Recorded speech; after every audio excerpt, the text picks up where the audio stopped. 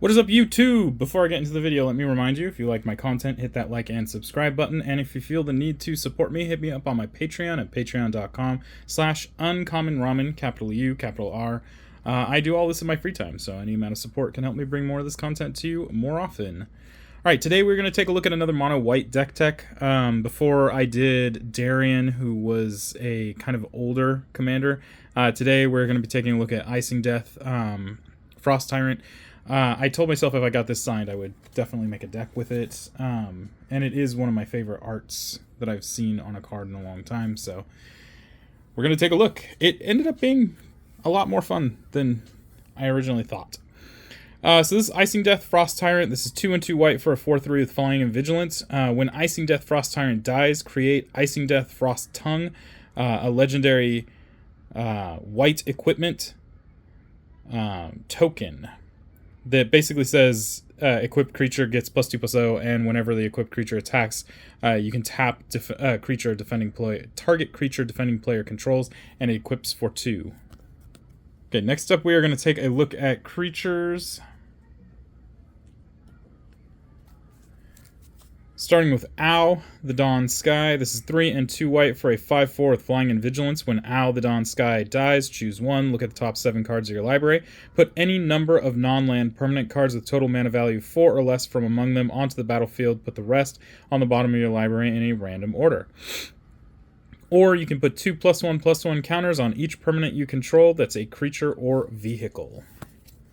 Next up is Arden, Intrepid Archaeologist. This is 2 and a white for at the beginning of your combat on your turn. You may attach any number of auras and equipment you control to target permanent or player. This is a 2/2. We have Armored Skyhunter for 3 and a white. This is a 3/3 with Flying. When Armored Skyhunter attacks, look at the top 6 cards of your library. You may put an aura or equipment card from among them onto the battlefield. If an equipment is put onto the battlefield this way, you may attach it to a creature you control. Put the rest of those cards on the bottom of your library in a random order. Next up is Brass Squire for 3. This is a 1/3. You can tap this to attach an equipment you control to target creature you control. Bronze Guardian for 4 and a white. This is a star 5 with double strike and ward 2. Other artifacts you control have ward 2, and Bronze Guardian's power is equal to the number of artifacts you control. Next up is Burnished Heart for 3. This is a 2/2. You can spend 3 and sacrifice this to search your library for 2 basic land cards, put them onto the battlefield, tap, then shuffle. Crystal Dragon for 4 and 2 white. This is a 4/4 with Flying and Vigilance. It also has an adventure, Rob the Horde, for 1 and a white, which is a sorcery. Return target artifact, enchantment, or legendary card from your graveyard to your hand. Daneth the Compassion, or yeah, I assume that's the way it is. Paragon, 2 and a white. This is a 2/2 with First Strike, Vigilance, and Lifelink. Aura and equipment spells you cast cost 1 less to cast. Danetha Benalia's Hope for 4 and a white. This is a 4/4 with First Strike, Vigilance, and Lifelink. When Danetha Benalia's Hope enters the battlefield, you may put an aura or equipment card from your hand or graveyard onto the battlefield attached to Danetha. Got Deep Gnome Terramancer for 1 and a white. This is a 2/2 with Flash.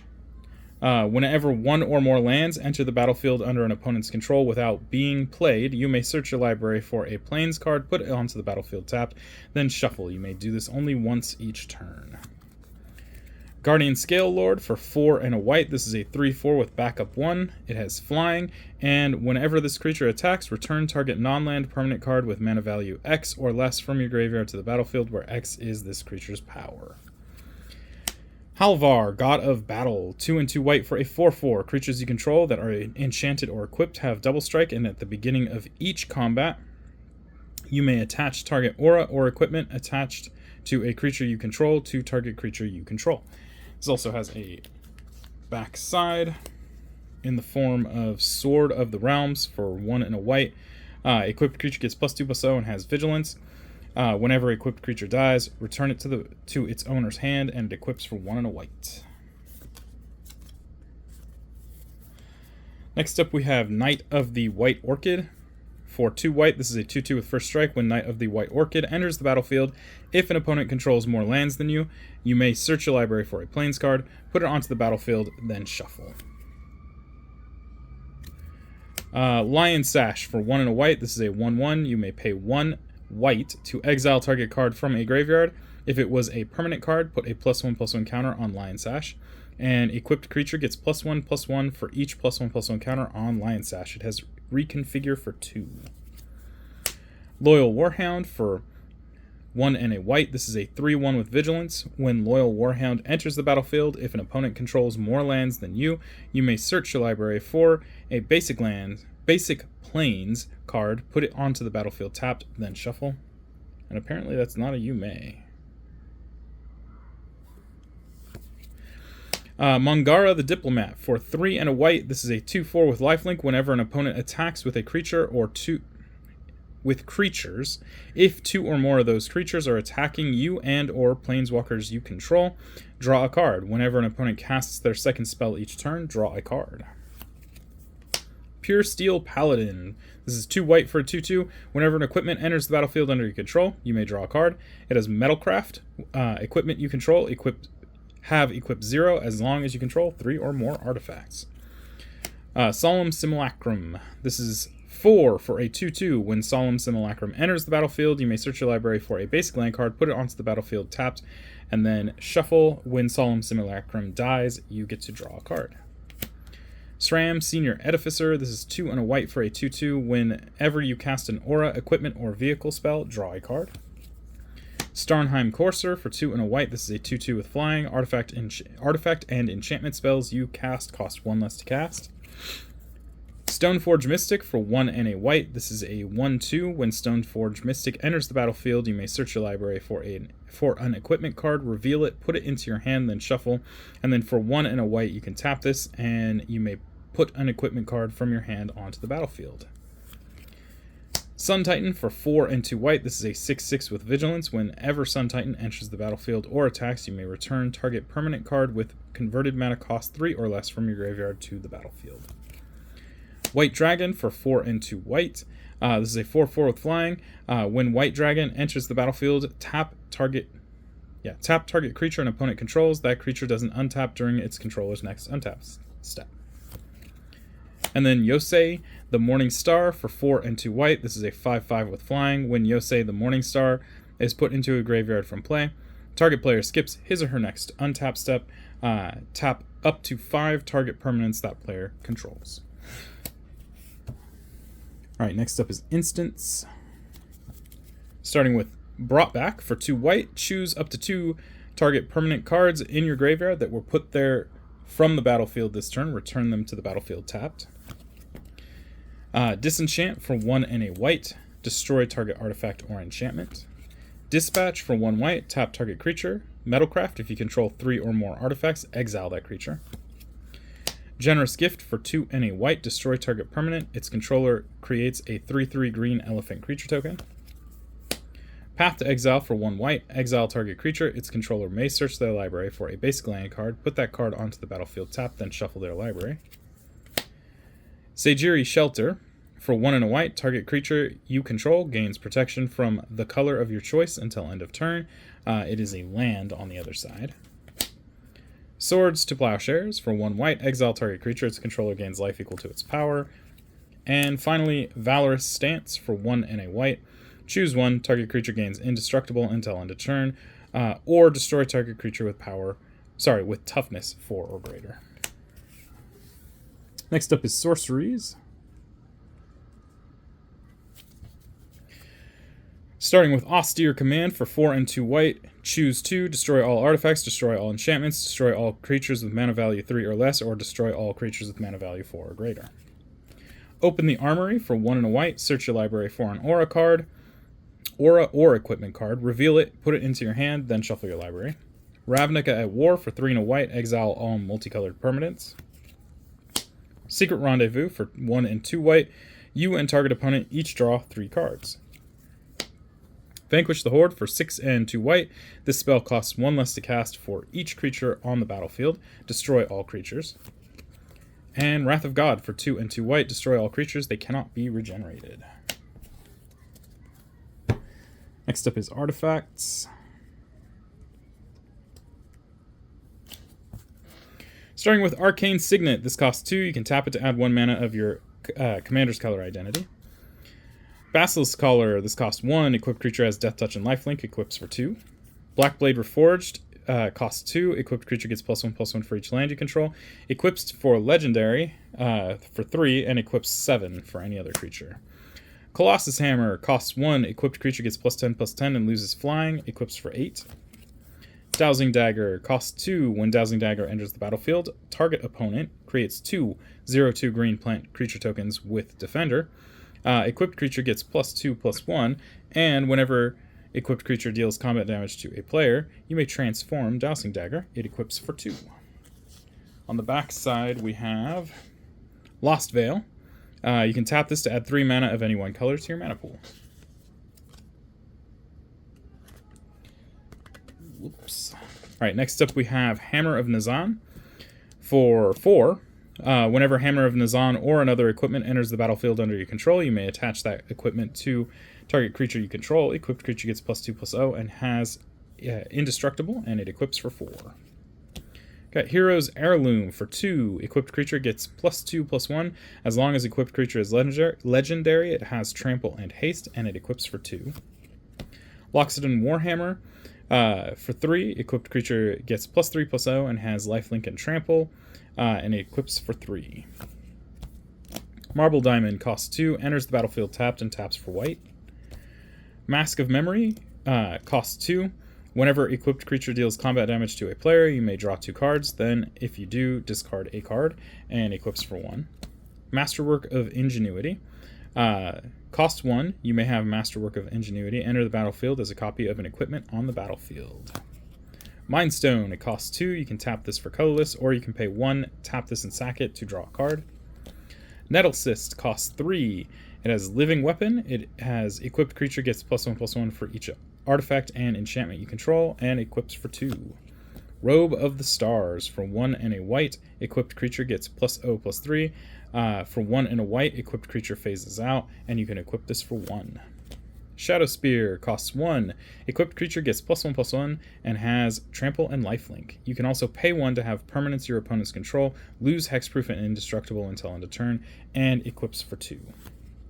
Soul Ring costs 1. You can tap this to add 2 colorless. Swiftfoot Boots costs 2. Equipped creature has Hexproof and Haste. You can tap this, or it equips for 1, sorry. Sword of Fire and Ice costs 3. Equipped creature gets +2/+2 and has protection from red and blue. Whenever equipped creature deals combat damage to a player, Sword of Fire and Ice deals 2 damage to that player. 2 damage to target creature or player, and you draw a card. Equips for 2. Sword of the Animist costs 2. Equipped creature gets +1/+1. Whenever equipped creature equipped creature attacks, you may search your library for a basic land card, put it onto the battlefield tapped, then shuffle. Equips for 2. Sword of Vengeance costs 3. Equipped creature gets +2/+0, has First Strike, Vigilance, Trample, and Haste, and equips for 3. Thran Power Suit.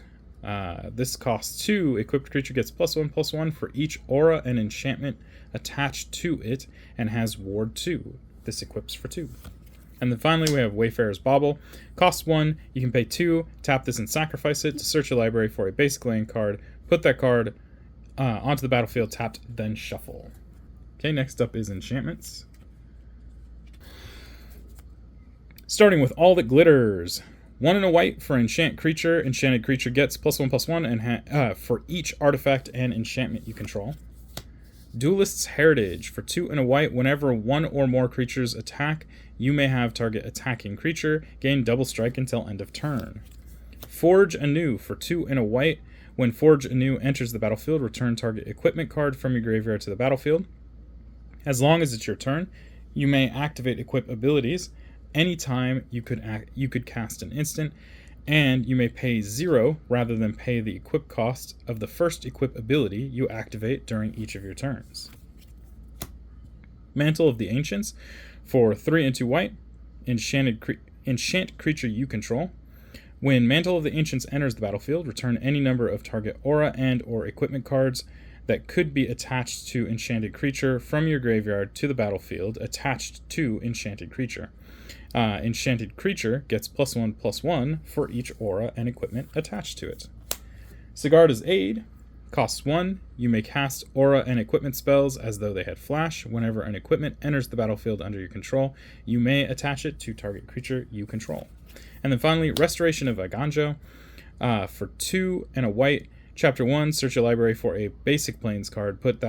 Reveal it, put it into your hand, then shuffle. Chapter 2, you may discard a card. When you do, return target permanent card with mana value 2 or less from your graveyard to the battlefield tapped. And Chapter 3 is Exile. It will come back as Architect of Restoration. This is a 3/4 with Vigilance. Whenever Architect of Restoration attacks or blocks, create a 1/1 colorless spirit creature token. Alright, lastly, for the non-land cards, we have one Planeswalker, the Eternal Wanderer. For 4 and 2 white, this has 5 loyalty on ETB. No more than one creature can attack the Eternal Wanderer each combat. For +1, you can exile up to 1 target artifact or creature, return that card to the battlefield under its owner's control at the beginning of that player's next end step. For 0, you can create a 2/2 white samurai creature token with double strike. And for -4, for each player, choose a creature that player controls. Each player sacrifices all creatures they control, not chosen this way. Okay, next up is non-basic lands. Starting with Buried Ruin. You can tap this for colorless, or you can pay 2 and tap this and sacrifice it to return target artifact card from your graveyard to your hand. Cave of the Frost Dragon. If you control 2 or more other lands, Cave of the Frost Dragon enters the battlefield tapped. You can tap this for white. You can also pay 4 and a white to have Cave of the Frost Dragon become a 3/4 white creature, white dragon creature with flying until end of turn. It's still a land. Iganjo, Seat of the Empire. You can tap this for white. You can also channel this from your hand for 2 and a white by discarding it, and then it deals 4 damage to target attacking or blocking creature. This ability costs 1 less to activate for each legendary creature you control. We have Emeria, the Sky Rune. Enters the battlefield tapped at the beginning of your upkeep. If you control 7 or more planes, you may return target creature card from your graveyard to the battlefield. You can tap this for white. Minas Tirith. Minas Tirith enters the battlefield tapped unless you control a legendary creature. You can tap this for white. You can also pay 1 and a white and tap this to draw a card, but you can only activate that if you attacked with 2 or more creatures this turn. Myriad Landscape enters the battlefield tapped. Taps for colorless. You can also pay 2, tap it and sacrifice it to search a library for up to 2 basic land types that share a land type. 2 basic lands that share a land type, and put them onto the battlefield tapped. Then we have Rogue's Passage. You can tap this for colorless, or you can pay 4 and tap this, and target creature can't be blocked this turn. Alright, next up is basic lands. We have 1, 2, 3, 4, 5, 6, 7, 8, 9, 10, 11, 12, 13, 14, 15, 16, 17, 18, 19, 20, 21, 22, 23, 24, 25. Plains. Alright, so that is the Icingdeath deck tech. This is I guess a Voltron strategy. There's no real other way to put it. You kind of want to get Icingdeath out relatively early. Voltron it up to force people to block with it and hope that it kind of dies so you can get the equipment, so that you can equip up other things with the equipment. But really, honestly, a lot of the creatures in here benefit from having equipment, so really anything that you throw the equipment on can be your Voltron, if you will. It does not have to be the commander. And the deck ended up being a lot of fun. I was really surprised at how well it worked. I was really surprised at how much I enjoyed playing it. When I originally put this together, I put it together because, like I said in the beginning of the video, I told myself if I got this signed, that I would end up building a deck for it, without any hope that the deck would be any good at all. And it turned out to be a lot of fun to play. So there you go. Icingdeath Frost Tyrant. This is a Voltron strategy. If you have any comments or questions, leave those down below. Keep it positive. I'll remove negative comments. And that's it, guys. Until next time. Peace.